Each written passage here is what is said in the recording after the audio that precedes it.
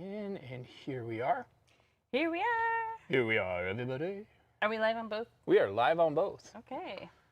Well, I'm Jenny. I am Paul. And we are with Gogh Art Crate. We are the founders and the only people other than a couple. Oh, wait. We need to turn the volume down. Other employees. Where do I do volume? Up at the top, I think. Or on the keyboard. Just push the mute button.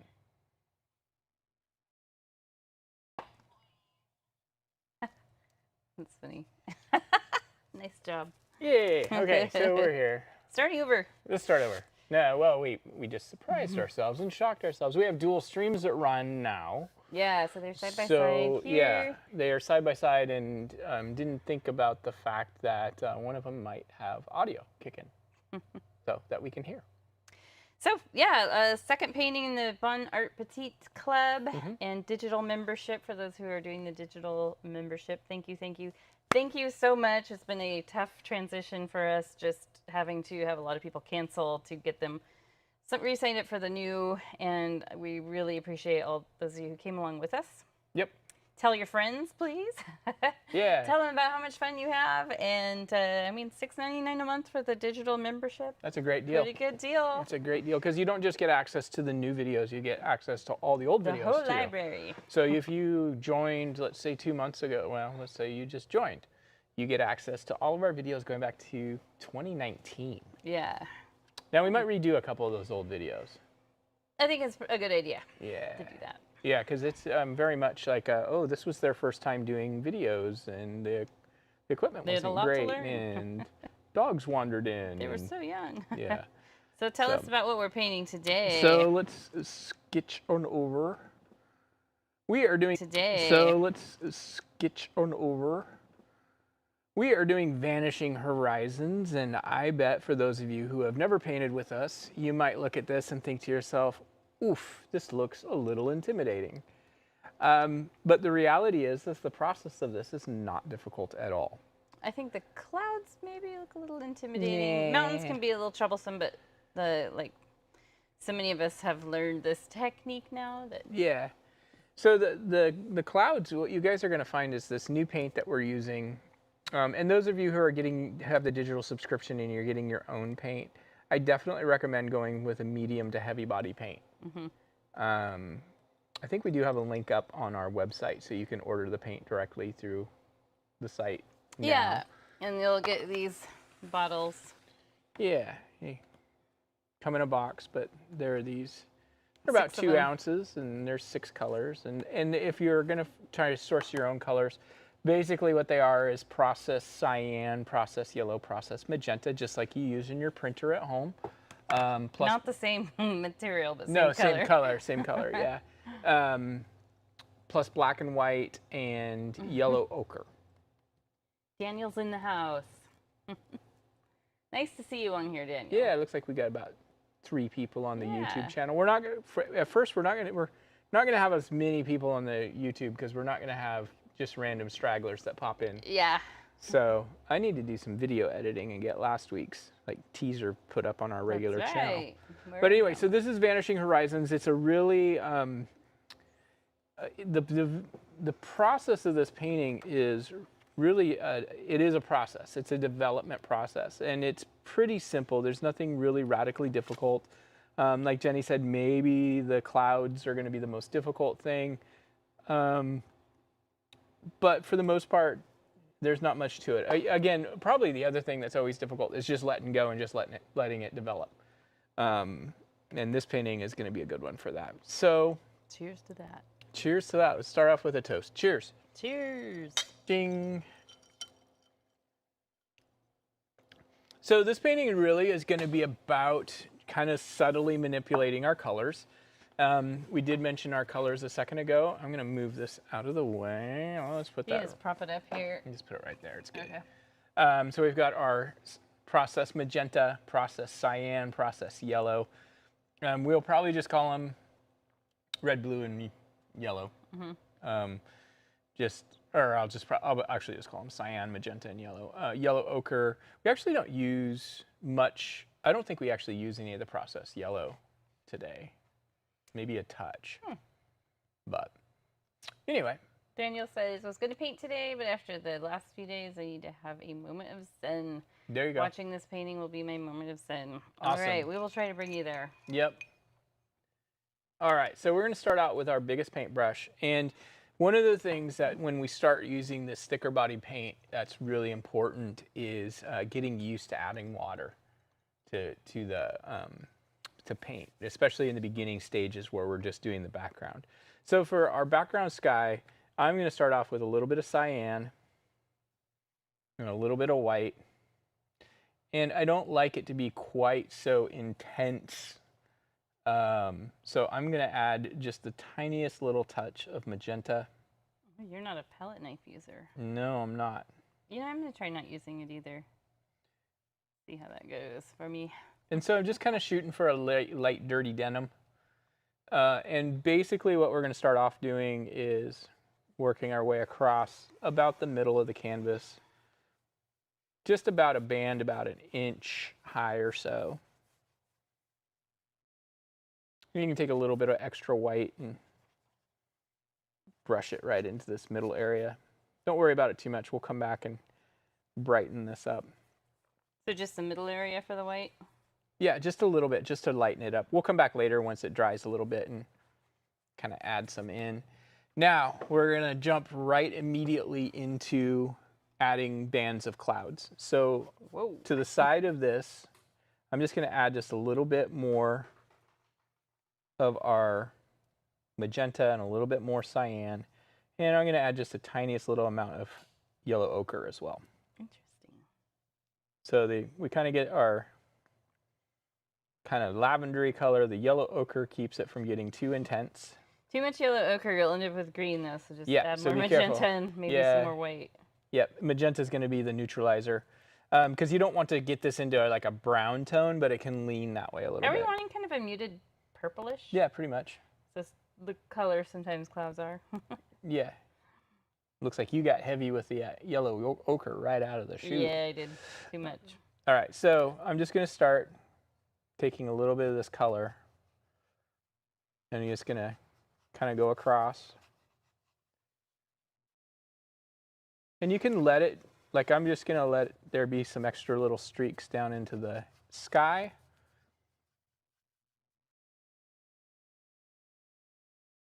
Just right across the top here.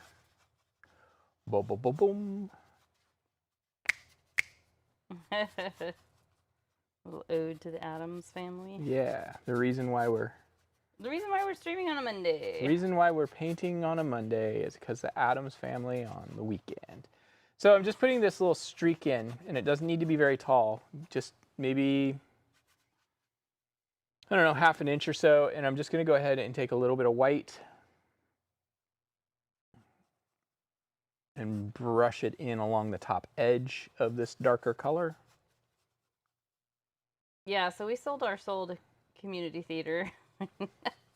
Yeah. And that's what we've been working on this whole past week and weekend. It was insane. I feel like I need like a full 48 hours of sleep to catch up. And we're going to do it all again next weekend, but it won't be quite as crazy because we won't have had all the hours midweek too. Yeah, the last week before the show opens is a little bit chaos because it's final prep, final rehearsals. Final details. Final details. All right, so we're just lightening this up. We're not getting too crazy. We're going to go back to our mix of darker color.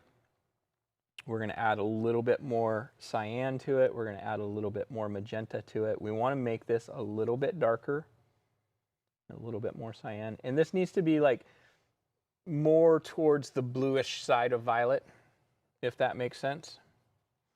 And I'm going to go ahead and cut across right at the very top.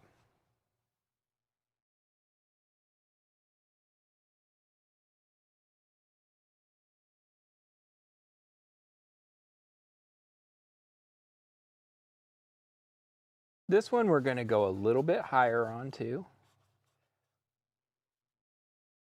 Oh, and to add to the chaos of last week, we taught a group of 40 people at a winery how to do a painting. That we have on our channel called Mountain Wishes. Yeah. They were all CPAs. So it was very they're very analytical, and they had an amazing time, and they want us to come back next year, which is good. They weren't happy with the company they used last year, and we came in and gave them a good time. We did. All right, so it's just like we did before. You take a little bit of white. Daniel, are you coming to see the show? Yeah, you should. He looks forward to seeing the mouse hole. Paul painted a mouse hole on the Let me know what day you want to. stairs. Let me know what day you want to go, and I will come with you. Yeah, Paul wants to see it one more time. At least. What did you just do? You So we added do the white same to thing. it? We're just lightening up the top, blending it into some white. Yeah, on this top edge, I'm just gonna kind of bounce along. Maybe have this lighter color kick up a bit.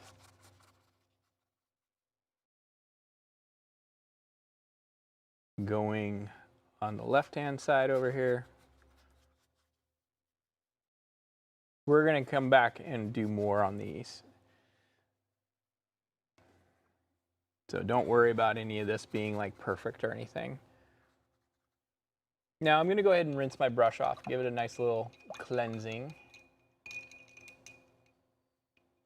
Now I did get a message from Kim and Mark. Oh. They weren't going to be able to make it tonight. Oh, okay. So I knew it was so quiet. yeah. So I'm going to mix a little bit more of our cyan with a touch of white. I'm going to go ahead and let this be a little bit more intensely blue. And just going to start right across the top of my canvas. This is the sky again. This reminds me of cerulean blue. It totally does.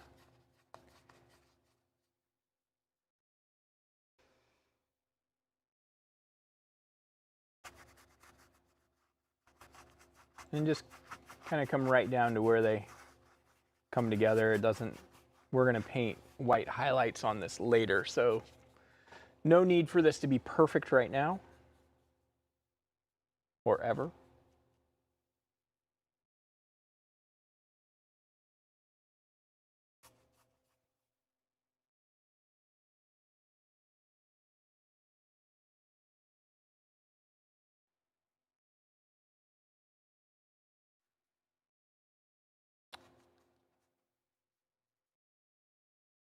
Yeah, it was kind of funny. So for the play, Gogh decided to sponsor one of the VIP tables, which was our way of bringing our parents and our son Hayden to come see the show. And as one of the perks, Lurch, the butler, brings the VIP tables brains to eat. A Jello brain. I had a Jello mold that was a brain, and I told Pam, who's in charge of the marketing, and she instantly jumped on that and was like, "We're gonna use that."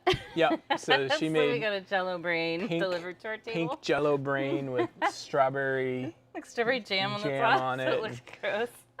And it was pretty funny. The table next to us was a bunch of ladies from the senior center, and they ate that brain. They loved it. Hey, we ate quite a bit of it too. We did too. Yeah, we did too.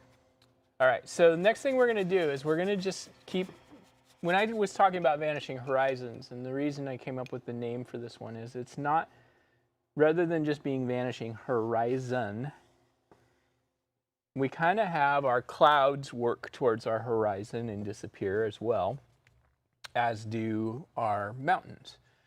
So the next step we're going to do is we're going to mix up basically the same color we used right here, which is our kind of our violet color.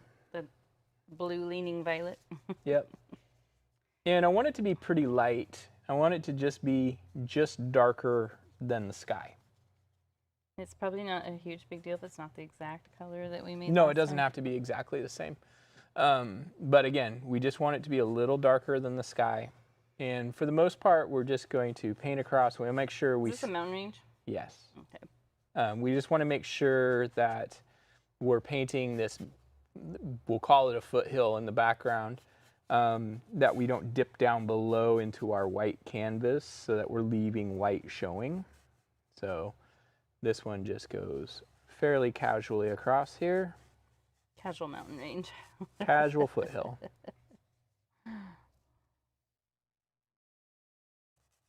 No details on this.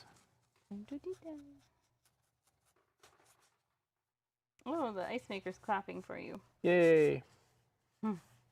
That's what it sounds like. Totally.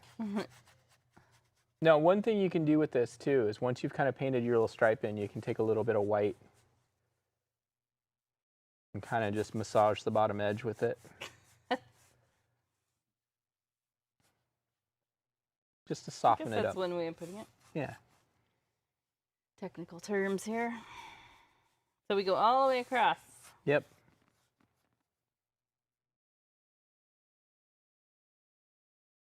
We'll kind of come back, we'll brighten up our sky once that dries a little bit more.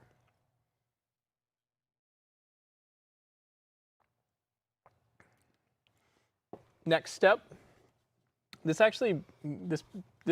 steps go through pretty quick actually.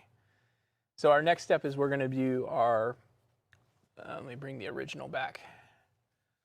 We're going to come in,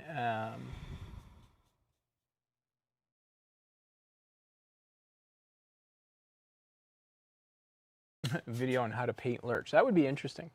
That would be fun. The next step is this next row, and I'm not worrying about where the water's going to be. We're going to figure that out later. So this next row is this foothill that comes across here and then comes up and becomes our mountain. We'll probably paint the mountain first and drag that across. So we're going to just take our same color mix. You can give your brush a little rinse just to freshen the moisture up. Yeah, Daniel, he unfortunately doesn't do that line in the musical. Which line? He just grunts the whole time. The you-rang. Oh, yeah, yeah. I really wanted that line. And actually, the actor who plays Lurch really wanted that line as well. But they are absolutely perfect for that role. They have the height, the deep voice. It's perfect. Ben's what, about 6'5"? Probably. Yeah. And it's funny because his wife is in the show too. And she is only about 5'1", maybe. Yeah. So this next bit of color just needs to be a little bit darker than what we just used. So we're just going to add a little bit more sienna, a little bit of, not sienna, a little bit more magenta, a little bit more cyan. And I added just the tiniest little dab of yellow ochre. You don't want it to turn green at all. Oops. It really does turn green fast. You are heavy-handed with that yellow ochre. Apparently, I really like it. Yeah, so I'm just going to go ahead and start with our mountain here. And so if you think about like the center of a clock face, I don't want to get too detailed on the mountain, but if you're like thinking about like a clock, if the center is the top of your mountain, your left-hand side is going to go down to like 8 or 8:30 and kind of start to flatten out. Oh, we're going right into that foreground mountain, huh? Yep. And then the right-hand side is going to go down to like about 4 o'clock. What mountain is this, Paul? Whichever mountain you want it to be. It's like the pretty woman of mountains. Whatever you want it to be, Jenny. It kind of looks like one of the Egyptian pyramids online. That sounds like a personal problem. You can reference a mountain if you want to make it Mount Hood. Actually, it looks like, which mountain is that in the Cascades that looks like that? Mount Washington? Yeah, it is Mount Washington that's shaped like that, isn't it? A little bit. Are we filling this in? Yep. Do we have anyone on over here? Doesn't look like anybody's chatted on there, but I can't tell if there's anybody. Oh, okay. I didn't know if it shows you whether or not people are on there. So if you guys are on gobox.com, watching from our website, say hi. Yeah. Same thing. We can take a little bit of white. We both kind of figure these first couple months doing it this way, we're definitely going to see a real downtick in attendance on the videos, like Paul said, just because they're not available for everyone to watch, so we won't have random people popping in. Yeah. Which is, it's kind of sad, but also, you know, we weren't really getting anything out of that financially. Yeah. So it made it hard to plan things. Now we can come back later and add a little bit of highlighting to this mountain if we want to. Maybe we'll do that and just call it like extra credit later. If you want to take like a little bit, like your number 8 brush, real quick and kind of give it a little bit more personality, go for it. My mountain's a diva. Okay.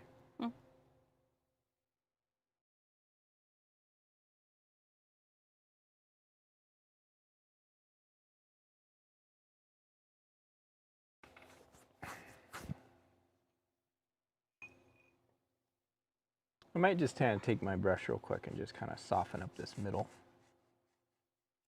Just like me, soft through the middle. This mountain is middle-aged.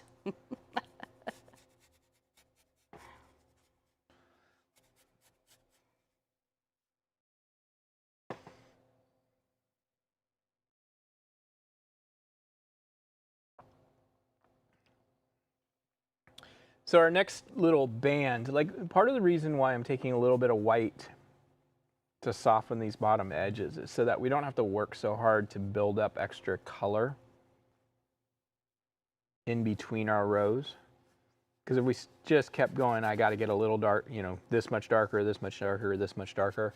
We kind of end up having to get really, really dark. Well, we do get really, really dark by the time we get to the foreground, but.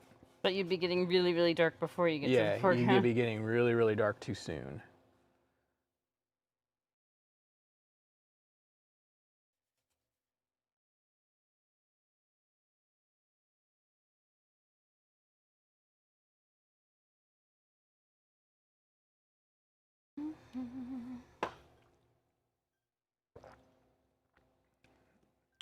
All right, so our next step is going to be kind of our, our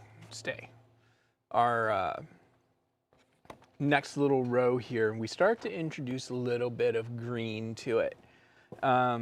So for our mix, I'm just going to add a little bit more cyan to our pool we've been using, our puddle. You add a little bit of our yellow ochre, and you can see the yellow ochre gets it green really fast. So Cyan and yellow ochre. yeah, you can have a little tiny bit of the magenta in it too. Like it should still feel purple, but like, Interesting. or like it should start to feel green, but like it's got some purple undertones to it. If that makes sense, maybe doesn't, maybe I will try does. to make it make sense. Yeah. All right, and this one, this is gonna be kind of gonna go pretty like to within a couple inches of, well, I don't want to say it that way. Let's just paint. So this one's going to be a little bit closer to our top of our previous one. It can scoop down and have an extra little peak.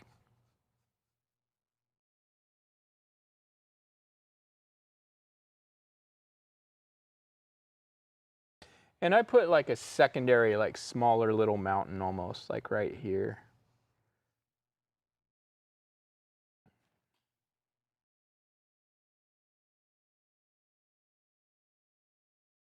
Now this band of color, I'm gonna add just a drop of water to my palette here. I hope I didn't just add too much. This band of color is gonna come down a bit. So we really want this to be about it, like at the thinnest area, about an inch tall.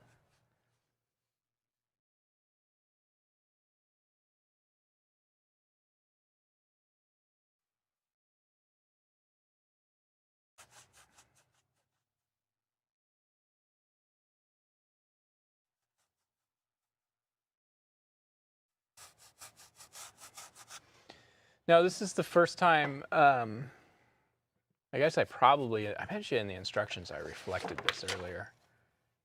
No, I didn't. Okay, we good. I'm gonna go ahead and just take this color and kind of just blend it out or like feather it out into the white. You need to take a little bit of white to help with that.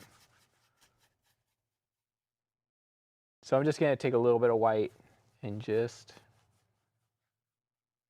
feather this in softly. You want to kind of, you don't want to really see a hard line from one to the next. You kind of want it to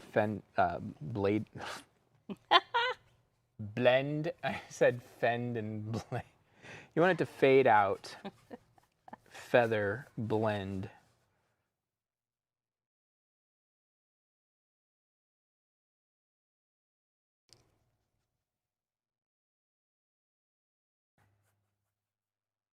And while we're doing this, what I want to do is I want to just go ahead and keep using white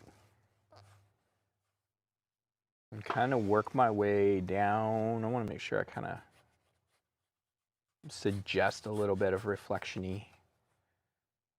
Reflection-y? Yep, new word.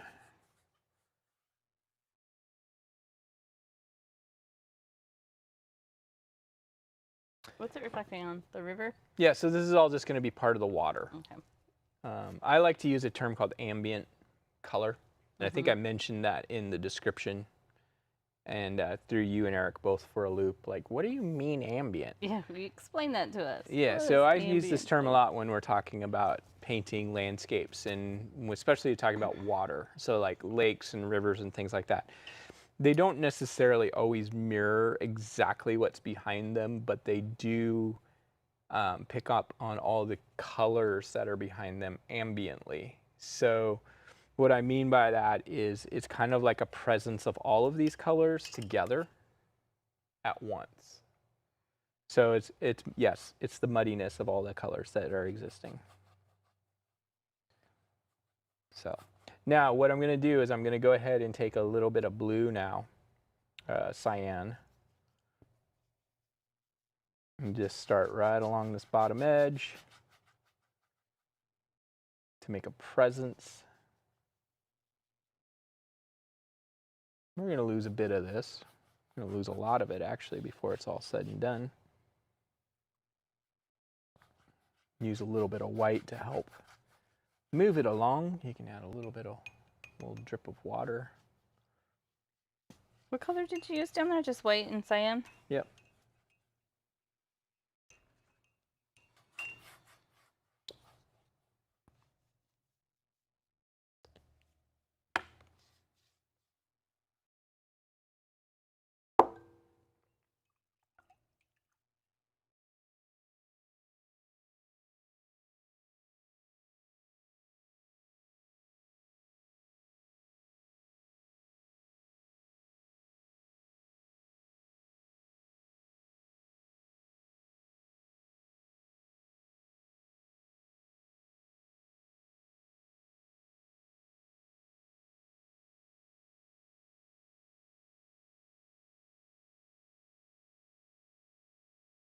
I take a little bit extra white, and just like right in here is where we're going to be lightening our sky up. So I'm just going to take it real quick and just kind of lighten our water up.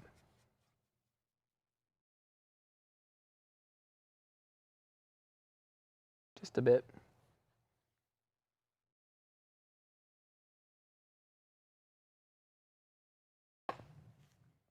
Starting to feel hungry.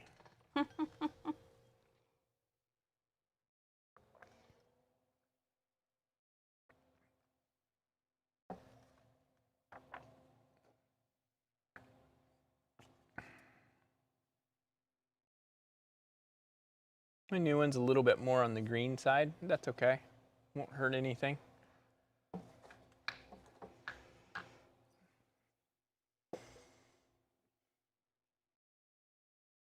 I think what we'll do real quick is I want to let this kind of dry a bit before we start getting into doing our next little bits of land. So let's go ahead and start. I need a little bit more white.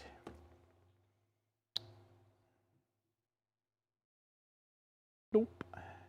Let's go ahead and start like mapping our river in. So I don't want to use like the pure white. I am going to rinse my brush real quick.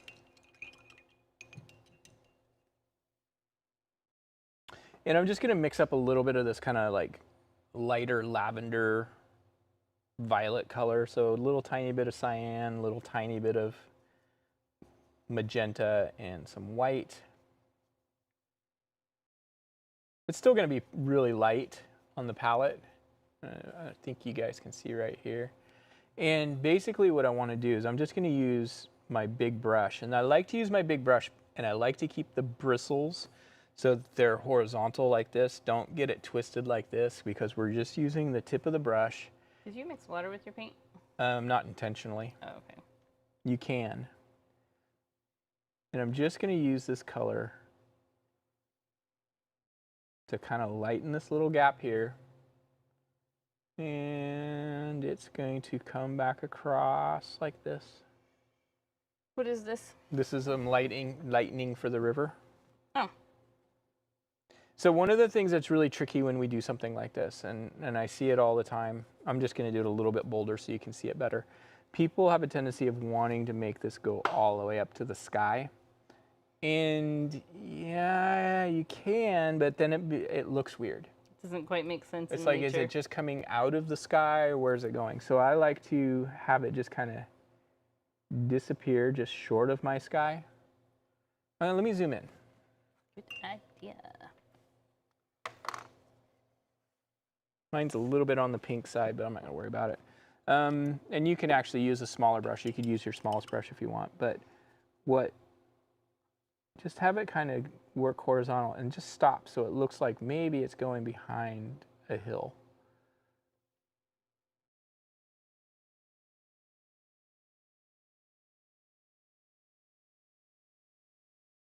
If you get too much going, you can always take a different brush real quick, and I'm just going to grab my number 4 here and just kind of... This is somewhere in Middle Earth. You really need to know where it is, don't you?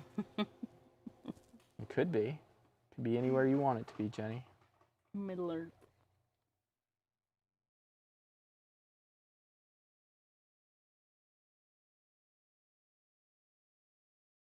I think Daniel's the only one on here right now. Might be. It's a Monday.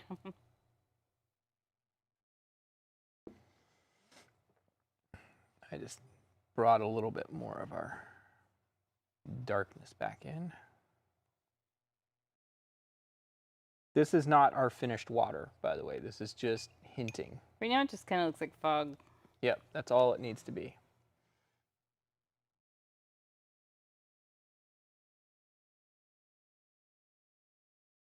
So I'm keeping my brush moving side to side. And I want it to look like it kind of goes in behind this mound here and then comes back out like this.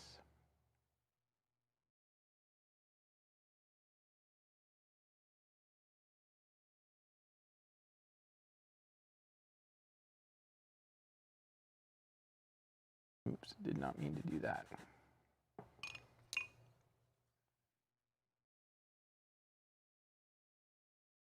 I want to leave this separated. I don't want it to feel connected because I want it to feel like it's going in behind this little bit of land. And we'll hype it up a little bit more in a bit. I think you need to scoot your canvas over. No, it's just not really doing much right now.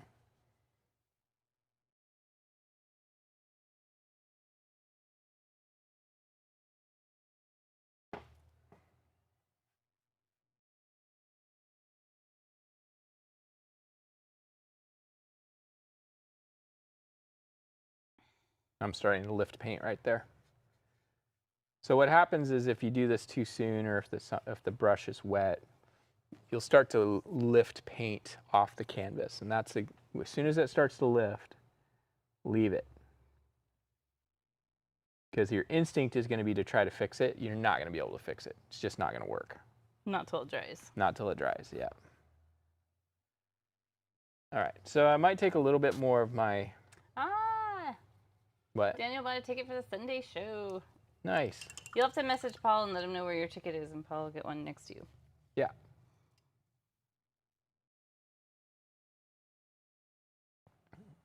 So I'm just going to mix up a little bit more of our kind of ochre and blue, cyan. I'm just going to reflect Oh, this a you're little. off the Oh. screen. My bad. I'm just reflecting this a little bit.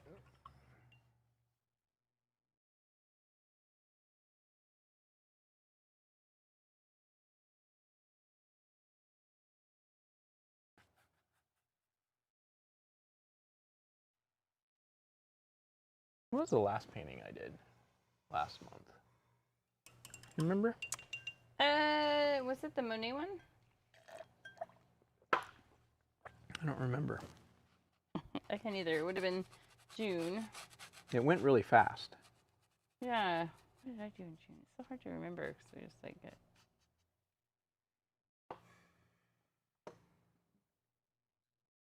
I don't remember. I forget. Okay, now this right now is really, I like the way this is. This is really soft. It's all kind of medium tone. We've got some highlights and stuff. Let's let this down here dry a bit, and let's go ahead and work on adding some brightness to our sky and to our clouds. So I'm just going to take my number 8 brush. I'm going to make sure it's nice and clean and just going to, and fairly dry. I want to dry it off.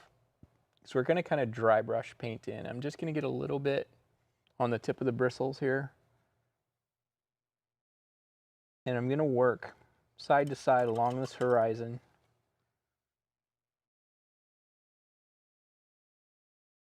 And then up.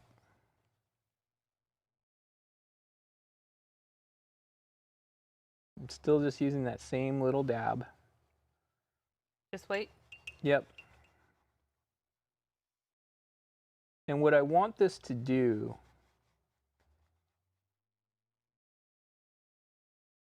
I just want to keep working up and away, but kind of keeping myself going horizontally. So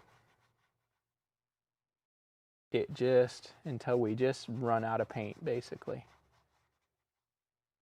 Kind of feathers its way out. Now, if you do this and you feel like, oh, I want this to be a little brighter, it's okay. Just add a little bit more white, come back, do it again. Is this just primarily in that center area? Yep. But it needs to go side to side so that it feels like it's filling across the sky and not just like this blob. Yeah. You can even overlap this onto your horizon a little bit so that it softens that edge up.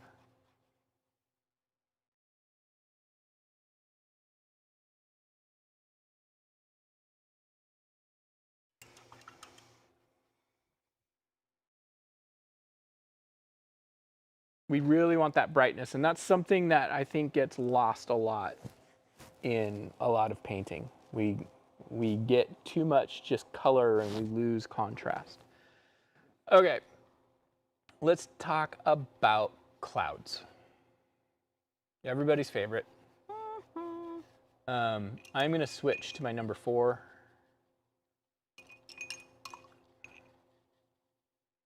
Now we might end up having to mix a little bit of some light lavender as well, but we'll see, because it really helps to have kind of a medium tone like this area here that you can play with to help blend in.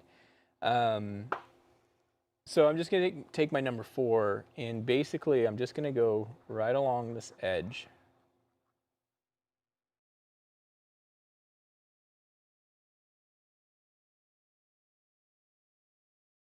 I'm going to kind of let it be moundy a little bit here and there. I'm going to wipe the brush off. I'm just going to pull this edge down. This should be nice and dry underneath, so you shouldn't have to worry about lifting paint.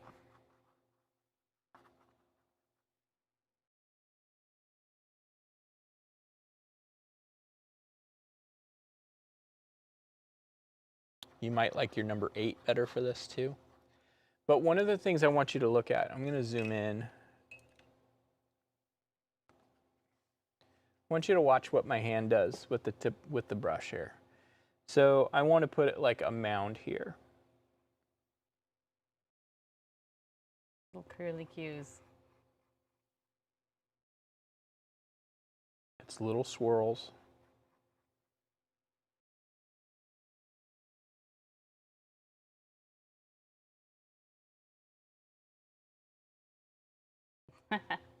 I thought that same thing, Daniel. Let's talk about clouds, baby. When you said that, let's talk about clouds. Let's talk about fog and rain. Oh my gosh, that could be the weatherman song. You could sell, I've always thought you could sell jingles. That'd be Like fun. marketing companies. So the other thing you want to do is you just take your brush and just kind of let some little swirls and trails come up into the sky just a little bit. That helps soften the edge.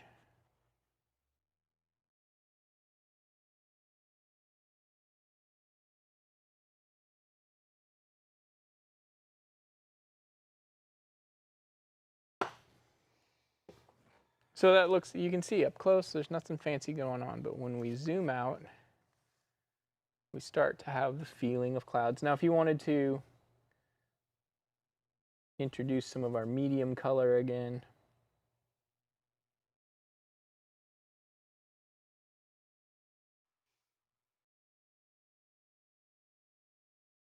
you can do so. You can kind of go back and forth. You can create some extra little edges of clouds here and there if you want to. Just kind of stack them up a bit.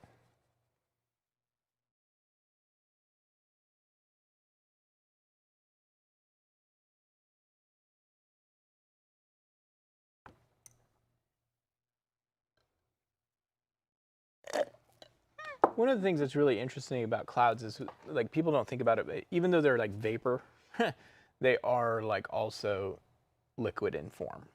So they move around more like, I mean, they do move around like it's vapor, but if we think about it being more liquid-like when we're painting, sometimes that eases things up a bit.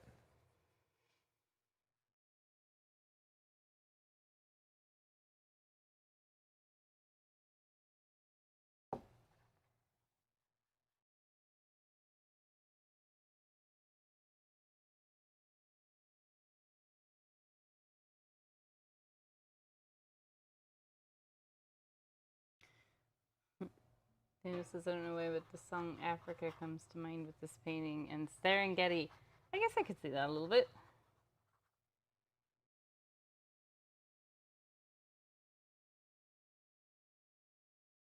So far. So far. Now you have to make a jingle with Africa about painting. Gonna take a lot to paint away the clouds. I'm trying to think. I wash my brush and get something new. A little bit of blue and some magenta too.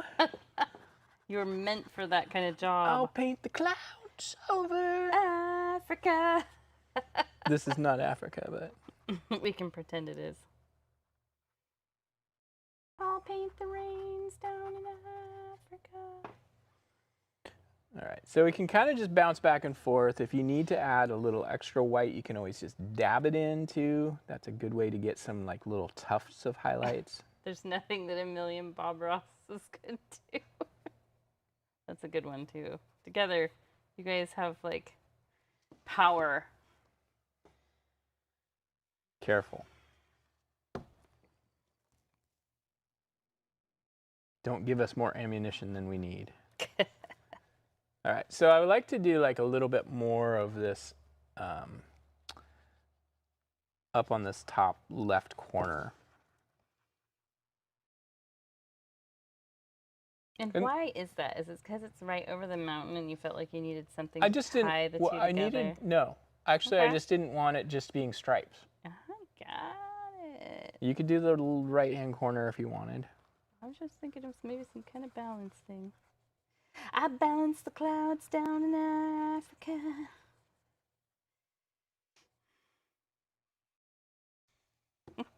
Actually, I like my clouds.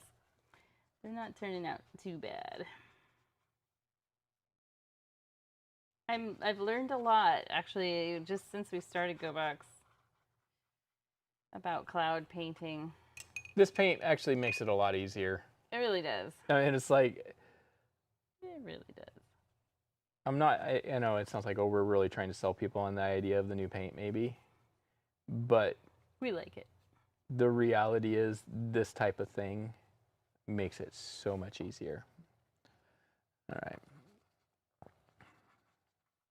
That got a little bit dark. Do not underestimate the power of the dork side. Oh, I never underestimate that.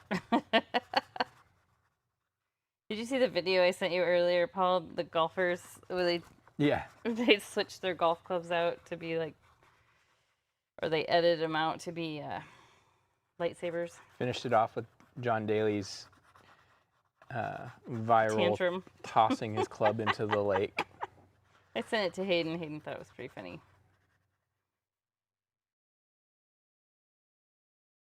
I actually would really like to do one painting that's just all clouds. John Daly wore interesting pants. Yeah, it's this loudmouth pants. Is that what they were? Yeah. Or does he still golf, or is he retired, long retired? Oh no, he still golfs. Okay. But he, he has all kinds of like knee and hip problems. Probably because he does things like fling his golf club out into the water. Probably because he's never taken care of himself. He is like, okay, I will take a moment. Are we going in a golf tangent? Little golf tangent. He is maybe the most talented golfer. He still golfs. Booze doesn't pay for itself. That's a good It's one. true. That guy's lost more money in gambling and stuff than any of us have ever Really? could I had no possibly imagine. idea. Oh yeah. He actually has not had a PGA Tour card since like 1997. So anytime he plays in events, it's because he gets sponsors exemptions, because it's like people are like, oh, he's kind of like a circus sideshow that's good for sales. What's he gonna do? But what I was going to say though is he is perhaps the most talented, just naturally talented golfer I've ever seen. Just has a bit of a temper. No, he doesn't really have a temper. Actually, he doesn't have a temper at all. He's more too laid back, actually. Oh, really? Yeah. So the golf club throwing thing was just an anomaly Oh, everybody does that. because they can afford to. Yeah, but I actually think, as far as natural God-given talent, he's more talented naturally than Tiger Woods. Really? Yeah. Huh. He just didn't have a parent that drove him. Like Tiger Woods' dad did. Yeah. What's Tiger Woods' dad's name? Earl. Earl. That's right. So it's okay, like, I've got a little bit more contrast up in this upper part than the original indicated. That's okay, because as you move away from this middle, everything can get darker. All right, so I don't want to play around with that too much more because I don't want it to get too busy. Late. Too late. If you feel like this is too gray here, mine ended up being pretty gray. You can dust in a little bit of our violet. We're turning violet, Violet.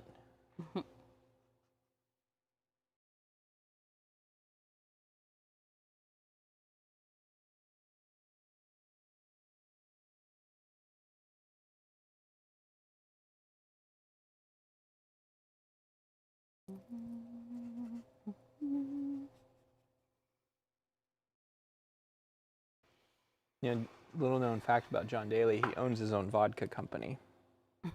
What's it called? John Daly Vodka. Clever. And a John Daly cocktail is an Arnold Palmer with vodka in it. Interesting. Yeah, it's a thing. Okay. So he just took a ride on Arnold Palmer's coattails. I don't know. Some might think that.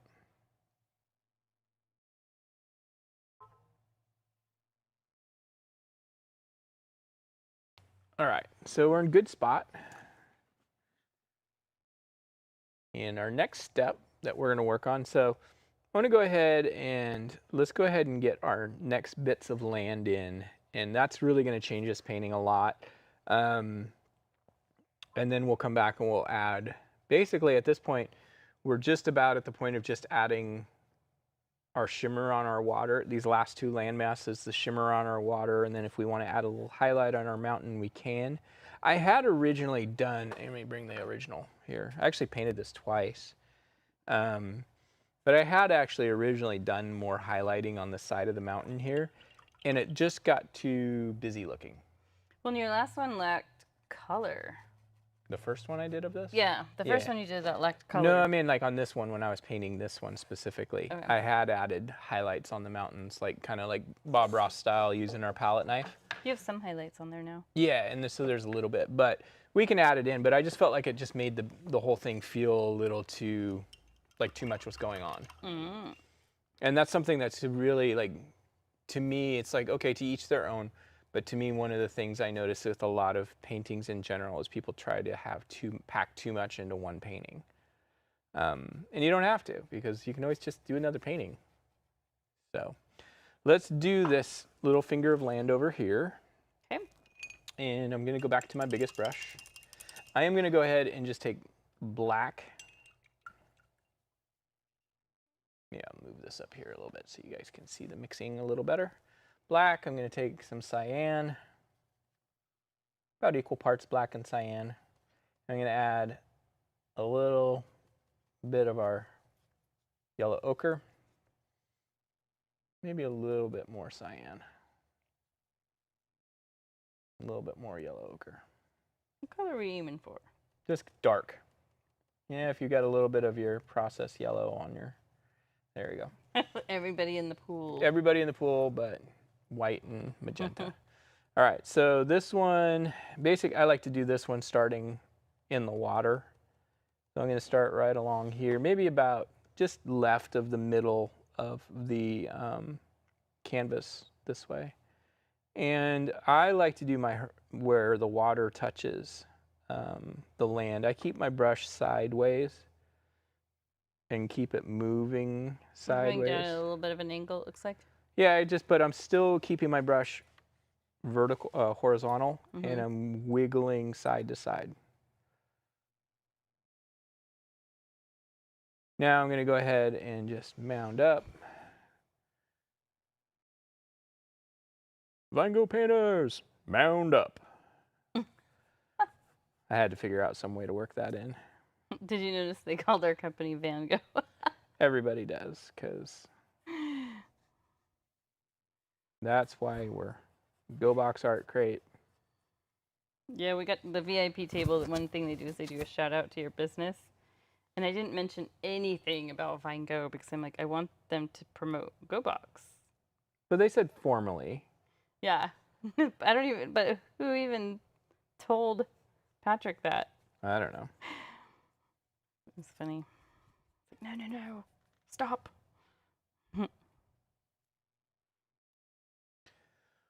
All right, now here's the trick. I'm going to take my brush, I'm going to wipe it off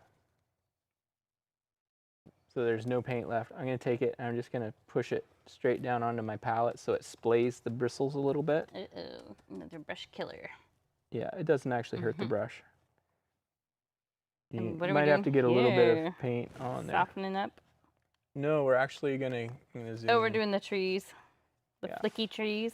That's what we should call it, the flicky tree technique. Yeah. Now the trick to this, Is having your paint still wet? no, because you can always freshen up the paint on your brush by just tapping your brush in your puddle. The trick is to go vertical, not to go 90 degrees to your line. Oh, yeah. We don't want, like, volcanic blown, like, Mount St. Helens forest. Yeah. And we don't need real precise, like crisp trees. We're just making this top edge feel a little bit furry. Like there's a Muppet.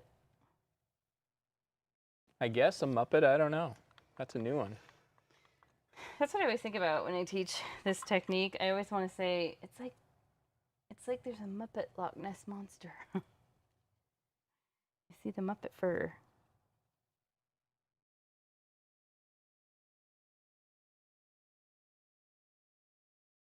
This is the Grouch. Oscar? Yeah, based on the color. He was more just like bright green. Yeah. All right, so I'm gonna kind of like take my brush. I'm gonna give it a quick little rinse. Let me zoom out a bit.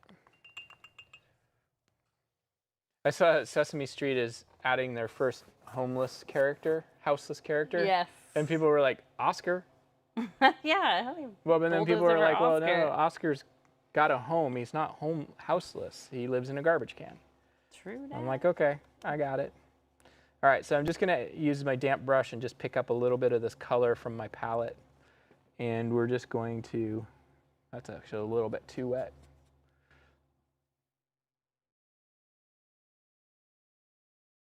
Just kind of slide some reflection in.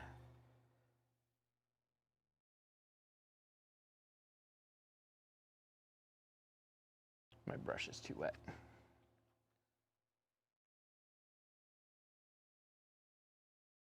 It really doesn't matter though.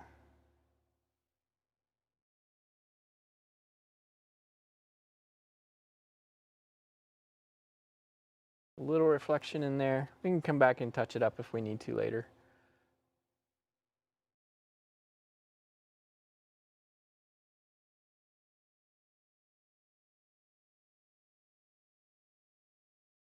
I think a lot of times when we paint, we try to get things like everything done like the first time. You know what I mean? It's like, oh, we're gonna paint this mountain one time and be done with it. And I don't think that that's very realistic.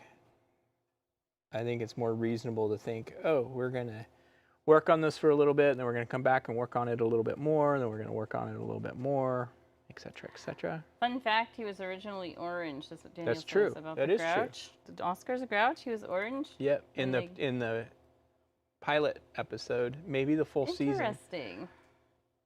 And they gave that to Elmo. Elmo's red, I guess. Yeah, I mean he was like orange. There's pictures of it. Crazy. Can't imagine it. But I think they wanted him to feel dirtier, like more Dingy. Yeah. Yeah, the green is a nice dingy green. Oscar got gangrene. It's true. All right, so I'm just gonna take a little bit more black, and let's do a little bit more blue. Add a little bit more. We're yellow ochre. remaking the same color. Yeah, pretty much. And what we're gonna do is we're gonna do the this last bit of land on the right-hand side, and this actually goes just a little bit past the halfway point of our canvas. So I'm just gonna start. I like this to be a little bit taller than the first one. How is this this point kind of reminds me of the Columbia River Gorge a bit. It's interesting that you started with the top this time. No, I put a little dot down here. Oh, you did? Okay. Target. Oh, it's like a little wedge going off. Mm-hmm. Yeah, this is very Columbia Gorge like.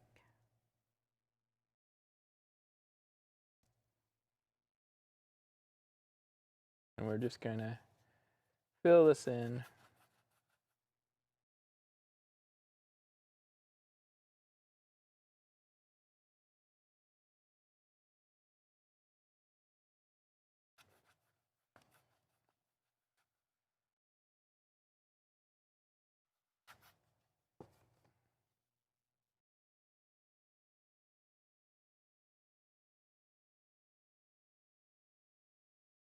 And then I'm just mixing up a little more of our darker color. One of the things I think is really interesting is when you look at landscapes, a lot of times these kind of like mid, like not background and not quite middle background, but like these farther back foreground elements can actually be more closer to like just silhouette. And when you get closer, you start to see the color pick up. So you can see more of the green again because it's not just you're up close, so you're getting more. So I'm adding a little bit more yellow ochre. And you know what? I think I have called the yellow ochre raw sienna several times tonight. You might have. Just I think I did the other night too. yeah, it looks so similar, but it is not. Like it looks similar on the palette, but the way it interacts with other colors is completely different. Don't you agree? Mm-hmm. I think so. Yeah, because the raw sienna is a brown, so it tends to not do this real dominant greenish, like turning blue green. It tends to just kind of dull it out. It does add a little bit of greenishness, but this yellow ochre really pops it and makes it be like a dark foresty green. All right, so what I'm going to do real quick is I'm going to take my number 4 and I'm going to take my color. I'm going to turn it so that the bristles are vertical like this, and just wiggle it just a little bit. Creating our little sound wave thingy. Yeah, Sort of. not so much that we're creating the sound wave as we are just breaking it up from being a line. Mm-hmm. Let me zoom in a bit. You can add a little bit of water to your color so it flows a little easier. But it's really just... Fun fact, Soundwave was the coolest Decepticon. It's true. Is that from Transformers or what? Yeah. Okay.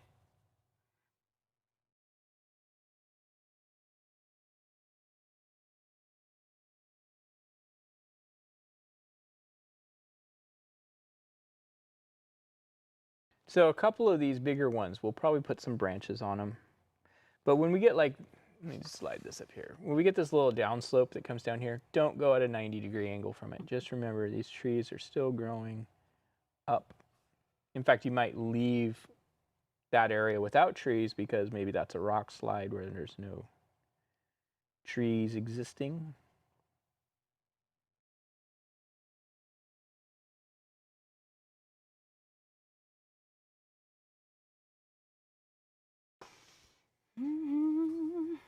I'm thinking I'm going to use the palette knife a little bit tonight. Really? Mm-hmm.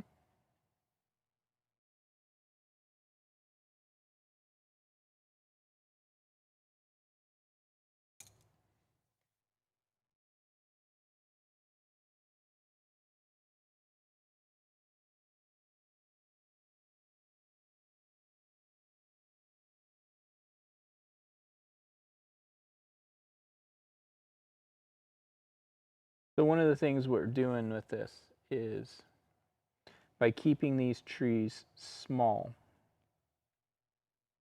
we make the whole scene look bigger.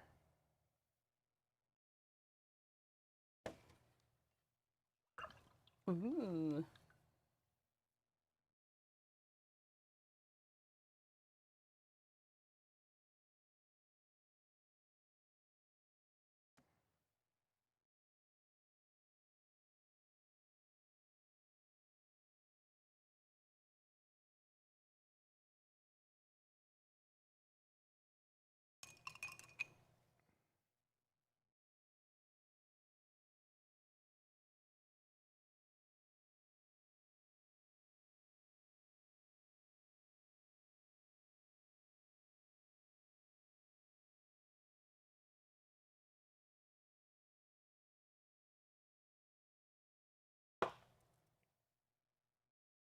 Now what I want to do, no, what we're going to do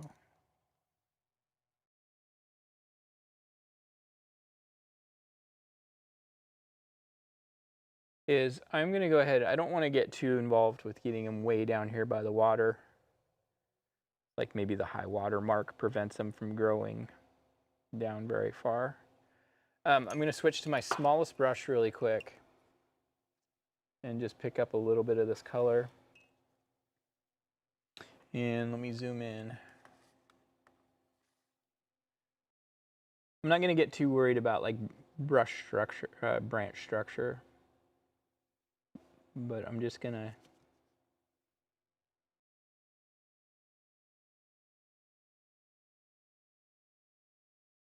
add a few little suggestions of branches on some of these taller ones. I don't want to do, like, a lot of times people come in and they want to, like when we had the studio and we had people, they'd want to do every tree, and you don't need to do every tree. In fact, it looks kind of weird if you do every tree. Now, if you're that person who's done that, I'm sorry if I just insulted you, but it just gets, to me, it just gets too busy. We just want a couple of these taller ones to remind us that, yes, these are trees.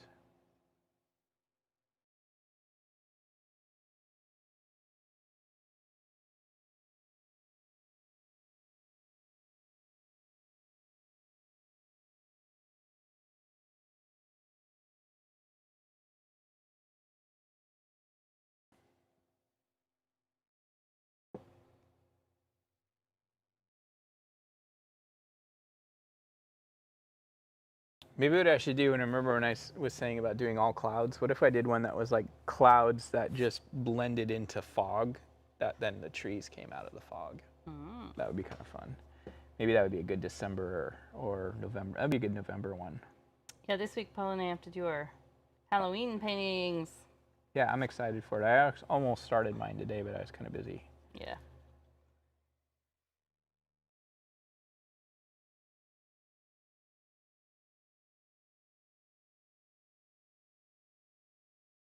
All right, so I don't want to get, again, I don't want to get too involved with adding too much.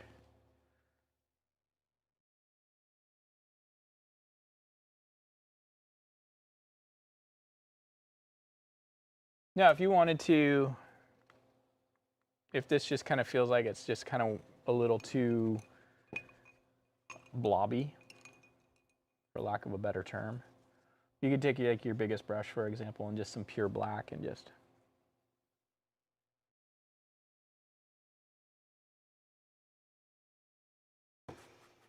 add some texture in here just to shake it up swiftly. You don't have to tailor this all the same way, though. Did you kick it off? Yeah.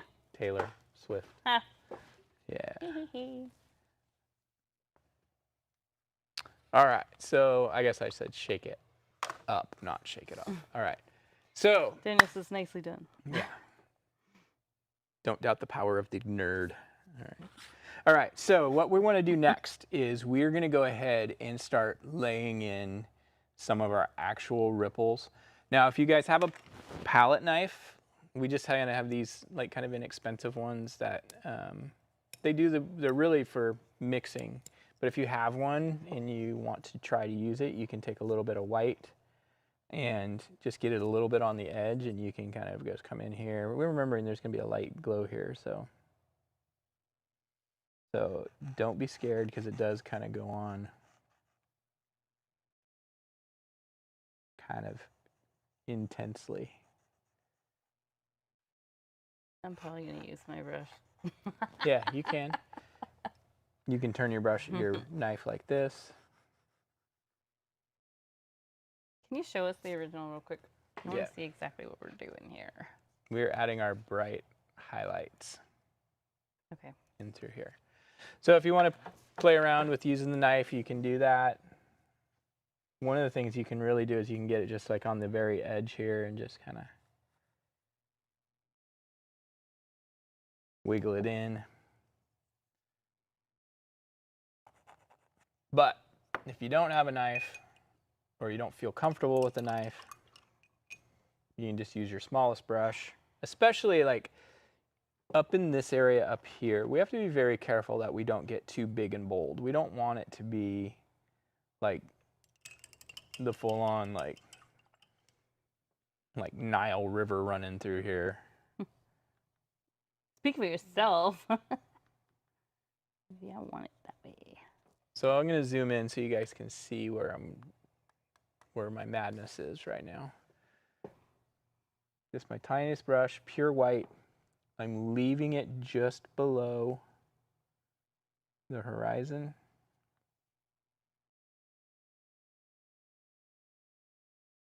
You know, your palette actually looks pretty stormy at the bottom left. Yeah, it's got an abstract storm there for sure.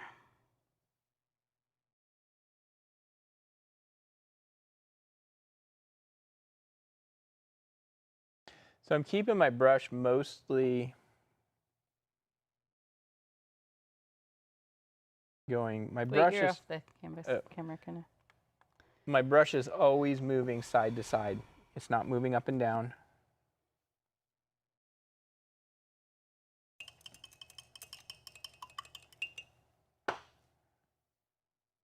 My hand is moving up and down like this, but the brush is moving side to side the whole time.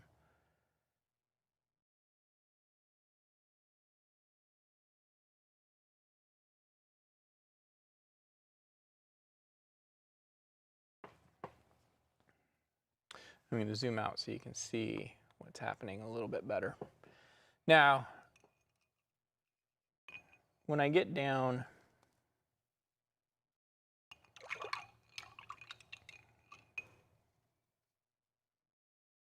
into the body of the water here, you can use your biggest brush. I'm not touching the canvas very hard. And I'm thinking this, we're going to put some glow in here, so it's going to kind of be more focused centrally.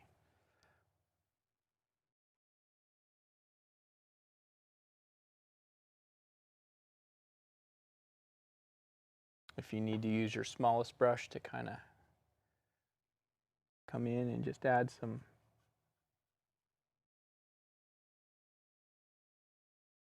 extra little sparkle. A little extra sparkle right about here. That'll do it. Who is that talks like that? That's my George W. Bush. Oh, that's right. Not George W. H.W. W is the one that paints. You used to like do Ross Perot too, I remember? Oh my gosh, that's been forever ago. 1,000 points of light. 1,000 points of light. Through the middle, right through here.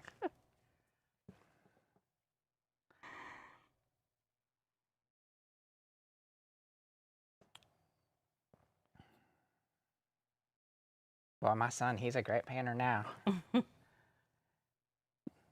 You know, really all I was ever doing was imitating Dana Carvey. Yeah. You did a good impersonation.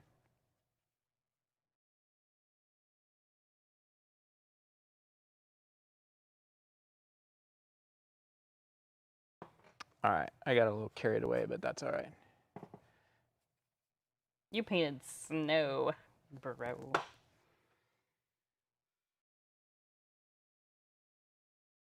This is a very twisty river. Yeah, it should be. Most rivers are. Zigzag river.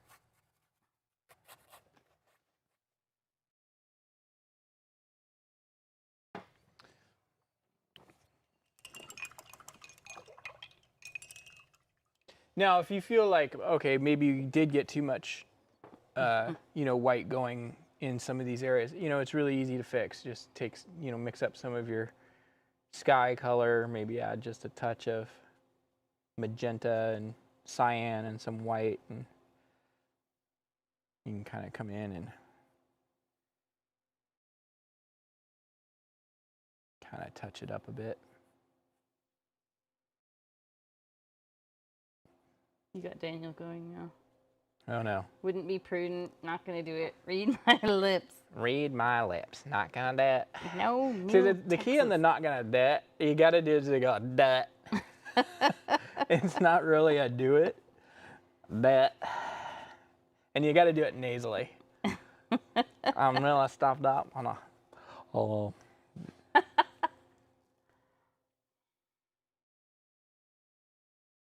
No, that election was like prime with Perot and Clinton and Bush. That was prime. Prime SNL content. Prime SNL content, if ever there was.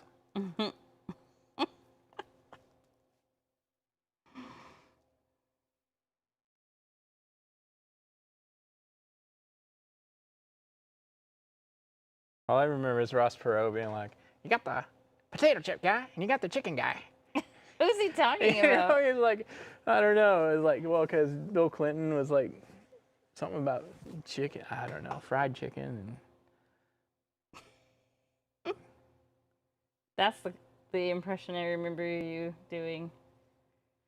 That's why, yeah, your parents think you should audition for some of the plays, musicals. I might. I don't know. You know you will. If I do it, you will. I might do it just to get you to do it.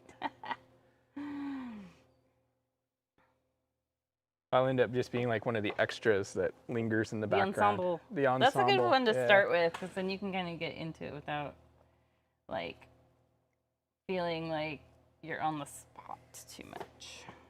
Like, that bothers me. You speak the truth.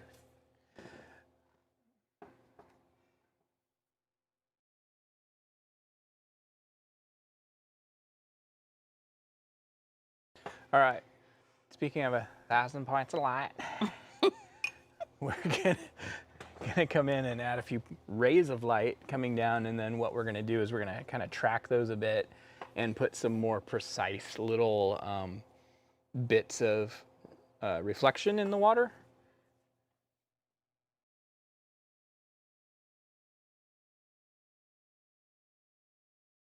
You'll have one line end, and it'll be "God bless us, everyone," but it won't be from A Christmas Carol. You're pushing things Oops, all sorry. around. All Bill right. liked McDonald's. George liked potato chips, and Trump is the what is he? Trump, McDonald's and Diet Coke. McDonald's and Diet Coke. I Steak mean, who and doesn't ketchup. like Steak McDonald's? and ketchup? Anybody who says they don't like McDonald's is lying. Like, they might be like, okay, if you want to make the excuse of it's like a health thing, okay, fine. But let's you be like honest, it. We know you like it. Everybody likes McDonald's. It's like They people. purposely make it addictive. It's like people who are like, I don't like Kraft mac and cheese. BS, you do too. Like, everybody does. Paul will go to bat for that. And I don't even like Kraft mac and cheese, in the You sense of admit it. You do. I do. Because, like, I mean, even like you talk to, like, you see like these world famous chefs and stuff, and they're like, yeah, Kraft mac when I get home from work is just the right thing. All right, so I'm gonna take my number 8. I'm gonna take a little bit of fresh white, and I'm just gonna brush it in our sky. We aren't allowed to say what Donald Trump is. What? Daniel said we aren't allowed to say what Donald Trump is because they said he's the. Cheeto. No, he's the. Oh, yeah. Steak and ketchup. McDonald's. No, I think there's more to it than that. I think Daniel's going deeper on that. All right, I'm gonna just get some fresh white in my sky. I'm gonna take my brush, I'm gonna wipe it off, and then this is all we're gonna do. We're just gonna take it and just. Whoa. Are we going to highlight that mountain? Yeah, maybe. Stay with me, Jenny. Okay. I just didn't know if you were going out of order here. My OCD ticked in. Is it OCD or ADD? Sorry. Would you quit?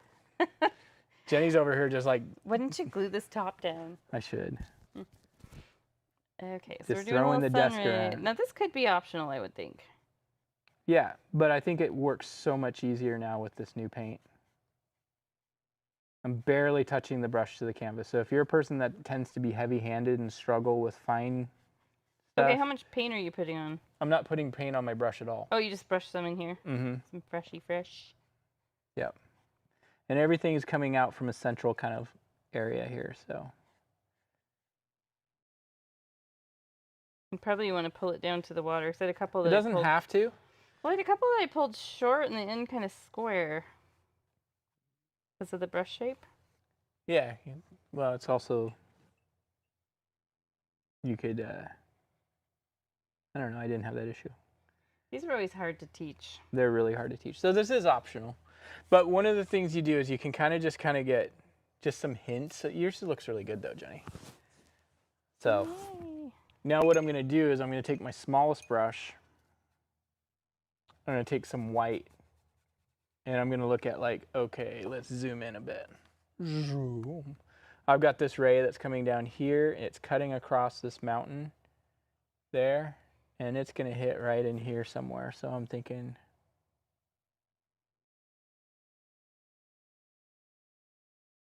like that.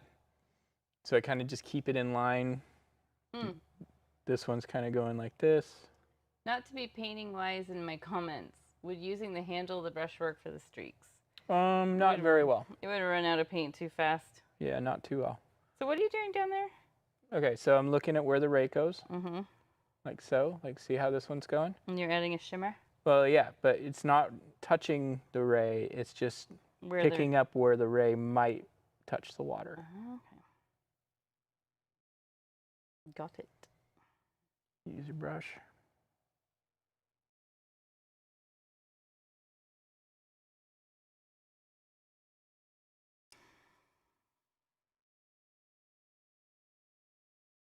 They're working late next door. They are. They've got new toys. Yeah.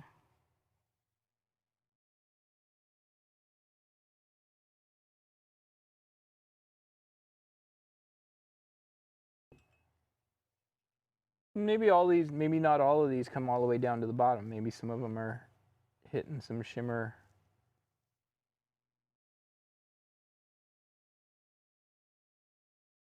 In the background.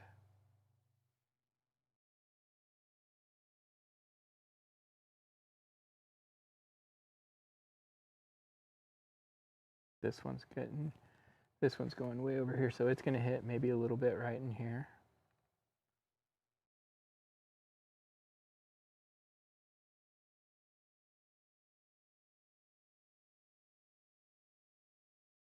But again, I'm still kind of working my brush mostly horizontal.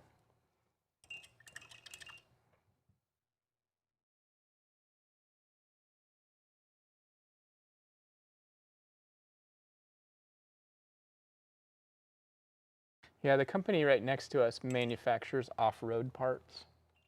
And right behind the wall is a big CNC milling machine that mills some of the parts. And they just got a brand new Ford Raptor Bronco in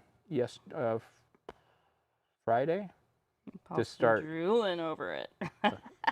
Yeah. Hey, well, maybe he'll take you for a ride in it. He would let me drive it. But they are probably working late because they're starting to fab up parts for it because they've got a show that they're going to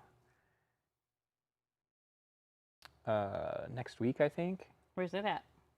Redmond. So he wants to get some fanciness put on it before he goes.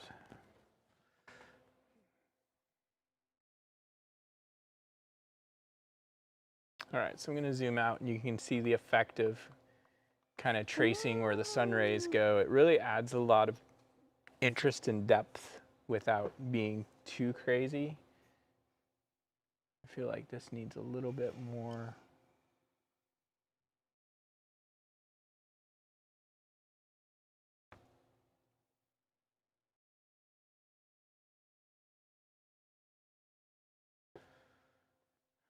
And I think we got one thing left to do. Birds. Highlighting the mountain. Oh yeah, Jenny's really obsessed with needing to highlight the mountain. So the highlighting the mountain, this is something. Like finish it off really nice. Yeah, and you can do it. You can do the whatever level you want to do. I'm gonna go ahead and do it more. Like more over the top. Now you should do some of your rays on the under of your clouds, but. What would you do in that case?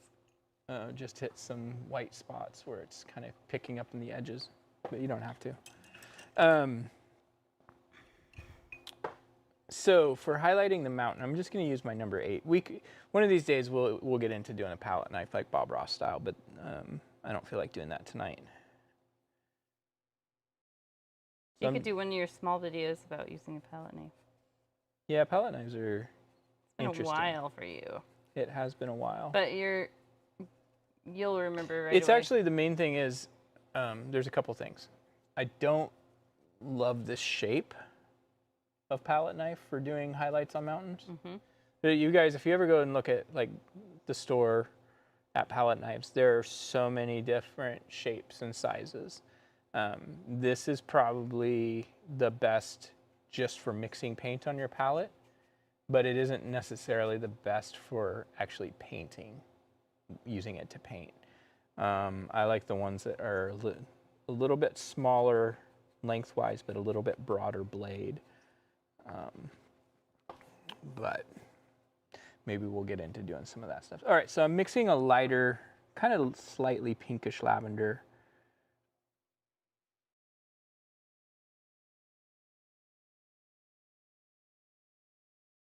And I'm just gonna hit the edges here a bit. Oops, got a little carried away.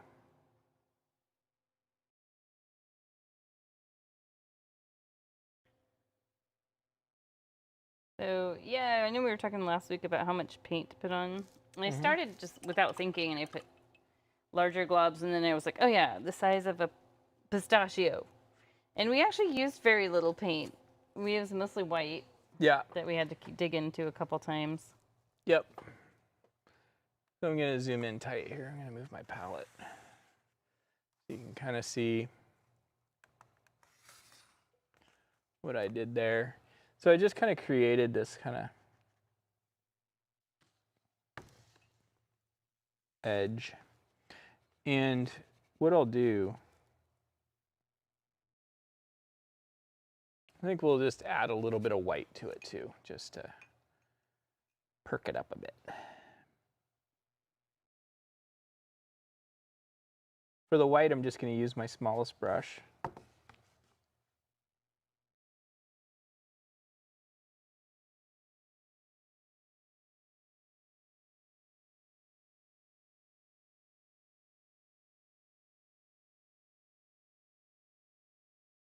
Are you painting a glacier? Yeah. Bear Grylls is hanging out in it. He's the one who calls them glaciers. Maybe Right. they do in the UK. Maybe that's, I think they do. Yeah, I would think that he wouldn't just be the only one saying glacier. I don't know. It makes it sound so sophisticated. I don't know. He's like the Giada.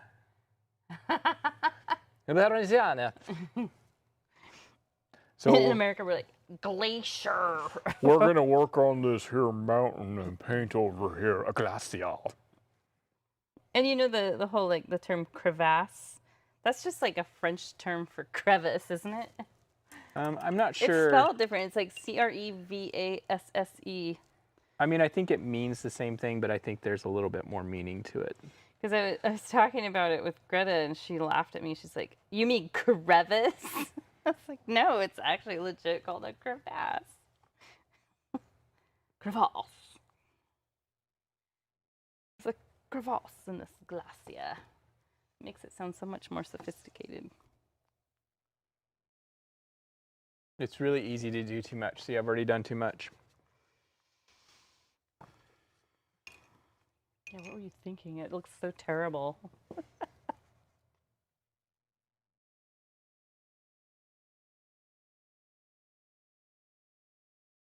I do too much on my mountains when I paint mountains all the time. You can mix up a darker color too. Oh, there's some white. And actually, you have a good point where you tell people, like when you've taught classes, rocks and snow do not blend together, so do not try to blend it together. Right. Yeah, that's actually one of the things that people tend to do with mountains is they try to blend too much.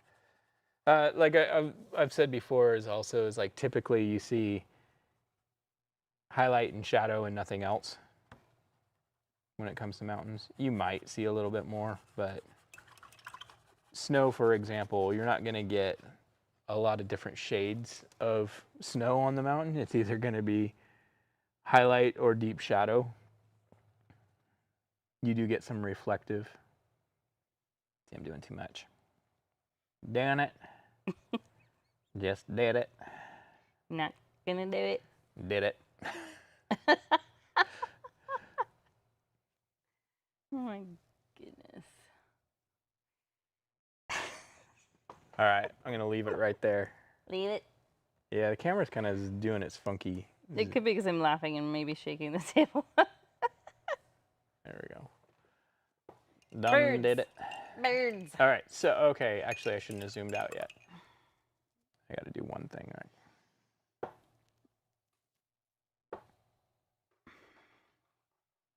Oh, you got applause from the ice maker. There, that's better.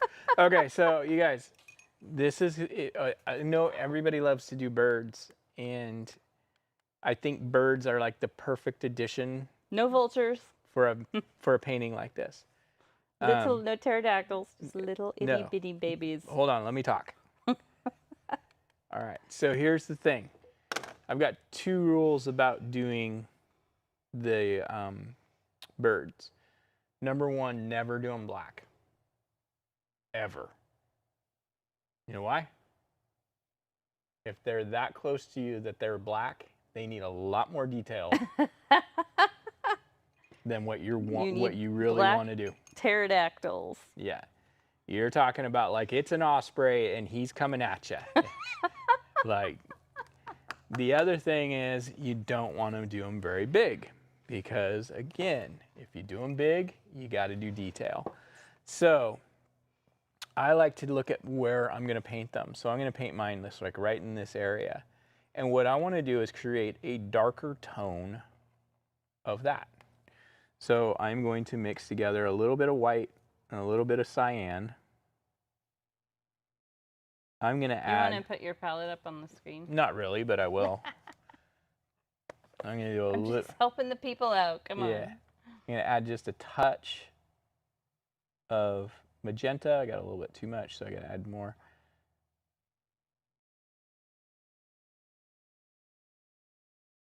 Add a little bit more white. There's like this, have you ever noticed that there's like this tipping point in white where it's like, it looks purple on the palette and then you put it on the canvas and it looks white? Yeah. So it's a fine, it's kind of a hard thing to define. But I've seen people really struggle with it when they're like making like highlight colors for water. All right, so this is good. It's kind of a dark denim-y kind of color. Put a Now, bird on it, or 2. I'm gonna make sure that my brush is really like curled, but I've got a nice little point. This is all I'm gonna do, just one little V. There's one. Now, typically, and I've mentioned this before, typically when you're up in the mountains and stuff like that around water, you've got hawks, you've got eagles that you're gonna see. Like, you're not gonna see a robin or a finch, right? Like flying off in the distance. Not in the distance. You might see you're gonna see eagles, you're gonna see osprey, you're gonna see hawks and vultures. Yeah, vultures, they're all, but they usually fly in 2s. So do a second one. I'm gonna do my other one here. And sometimes, rarely, I've got a 3rd wheeler. they got their kid out. The kid is joining them. That's Greta. That's us trying to do something. Oh no. Us trying to go to a movie or on a date. I got mine too big. It's Greta. Greta's there going, no, we're going to see this movie. Right. So what I like is I want it to be something that when somebody looks at the painting, they don't see bird. Right?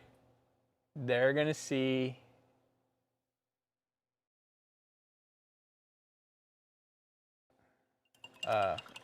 interesting. What? Is it real jumpy on the it's not on the YouTube, but it looks jumpy on the other broadcast. I haven't noticed anything. Move my hand across. Oh, you know what? I did notice something earlier, but Yeah. I thought it was just a funky glitch. Yeah. Boy, that has a time delay, doesn't it? Yeah, well, I don't know. I think it's like kind of doing something weird. Refresh No. anything? Oh, there you go. Okay. So there's a time delay. It doesn't really matter. Anyway, excuse me. When you do birds, again, you don't want somebody to look at your painting and go, oh, there's birds. You want it to be something that as they're looking at the painting, they notice the birds as an extra little hidden detail. I'm looking at mine. Yeah, it is jumpy. Look at it. No, it is and it isn't, because that looked fine. Yeah, see that? Weird. Well, it doesn't look like anybody's watching it anyway, so we will re-upload it if we need to. I don't think we had that issue last week, but it could just be on our end that it looks like that too. So that's it. We're done. Sign it. Sign it.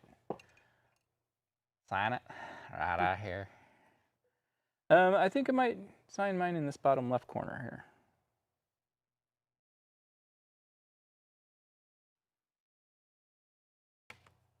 Oh, see. Okay, now I'm going to do it in the bottom right. It'll show up better.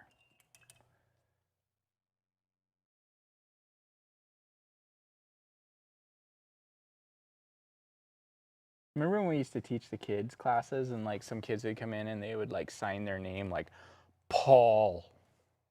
I used to tell them ahead of time that that tends to be a common thing once I started to notice it happening. Because I think a lot of times they just start off and they don't think about it and then suddenly they're committed.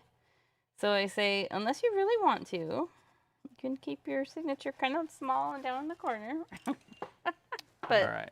A lot of them still just... Let's see how Jenny did. Let's see, shall we?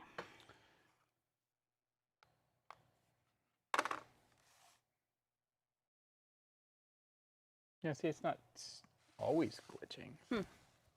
My mountains always look smooth. It's made of plastic. Yeah.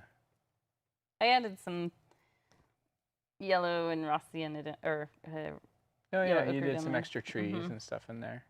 And over there too. Yeah. But yeah, my mountain looks like it's plastic wrapped. I'll have to play around with that sometime. And the only other thing I did different was brought the sun ray upward too. I actually like that. Yeah. Worked out pretty good. Yeah. What else? You did 3 birds. 3 little birds.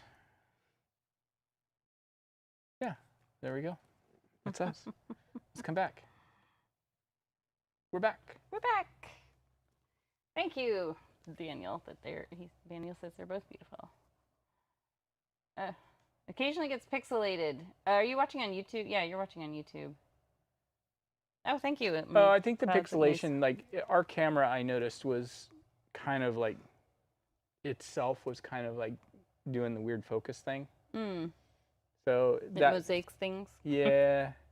And then also the live stream can kind of do that sometimes. That's kind of one of the downsides. So what I'm hoping to do is we can actually record using a hard drive.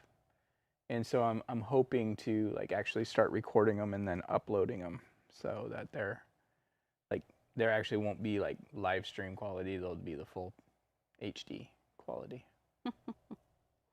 Cool. So our next live stream is, I actually have it in my calendar on my phone. Let me look. It's towards the beginning. I think it's the 11th. Yeah, August 11th. Golden Field, which... Oh, we finally had somebody else comment. Thank you, Marlene. Yay. But will you grab the Golden Field? You have a longer arm. Sure. You can't do it. I'm actually excited for this one. This is what we'll be teaching next, August 11th. I'm looking forward to that one. And then, it's kind of blurry on camera. We'll post our October paintings pretty soon, right? Or do we wait? Well, I mean, it doesn't hurt to post them because people are going to be getting the instructions. Yeah. So. Yeah, and the more people... Although the people that got their interest. shipment in July, you won't be getting your October instructions until October. Yeah, so you guys will be getting... Well, we don't do the videos till October anyway. You guys will be getting but they'll get the instructions. super fun box, which will be October, November, December. You're going to have all just fun paintings that are just gorgeous. My favorite time of year is those 3 months. And I know you really like painting autumn themed. I love autumn. You don't like painting snow, but your snow paintings turn out really good. Yeah, I'm not a fan of this. I do okay with them, but the snow. What did I do this last year? The snow globe. Yeah. Yeah. And I did the funny little gnome. Yeah. So yeah, we're gonna have to think ahead like retail people. Yeah, because we're gonna have to paint our December paintings in September. Wow. I mean, we don't have to wait till December. We could do it next week if we wanted to. Yeah, kind of want to get in the mindset, the mode. That's just weird to think. We're not gonna have that There's luxury. 99 really. days till Halloween. Yes. Our son keeps track. It's like one of his things that he likes to do on our walk. We pass a certain house, and he says how many days are left till Christmas and how many days are left till Halloween. I don't remember Christmas. I could do the math, but no, I don't want to do that right now. 99 days till Halloween, so. Is it 54 days later? Something like that. Or We're getting 55. like that. It's the 56 summer is 56 even though we're days. still in July. We're at the end of July. It's No, 55. everything kind of goes into fast motion. And it might just be having kids in school too, or a kid in school. It seems like things go faster. We only got one more year. One more year. Yeah, our daughter's a senior. One more year of that calamity. So we will see you guys August 11th, and I don't think there's any other. Yeah, next month we're Stuff. back on a regular schedule. Yeah. So. And the video's a little earlier because I know a lot of you guys obviously already have your boxes, and then the other ones will be the people who subscribe new. Those will be shipping out right away. Yeah, so that's we're changing how that our shipping schedule. So I mean, Yeah. it won't affect any of you guys, but we used to, when somebody would sign up, we would wait till the first of the following month to ship, and we're going to, when somebody signs up, we're going to ship out within a few days. And our new program, it did exactly what we wanted it to do. Before, I think we mentioned before, we were paying thousands of dollars in shipping every month, just because we were shipping single boxes monthly, and that was not good for a lot of reasons. It's not super environmentally conscious, and it's just kind of chaos doing things like that. But we saved a huge amount on shipping, didn't we? We did. Yeah, so we're happy to see that that's working, And wait till this month. even less, because everybody has their boxes for the most part. Yeah. So. Okay, well, I'm going to end our stream here on YouTube, and you'll have to go over and end Yep. it on the other. But we'll see you guys August 11th. Chat with us. Let us know if you have any questions. We'll continue posting on our Facebook group page. Join it if you haven't. It's GoBox Art Crate on Facebook. It's a group page that you have to request to join, so it's not our business page. It's just a group page. And that's where we post the most.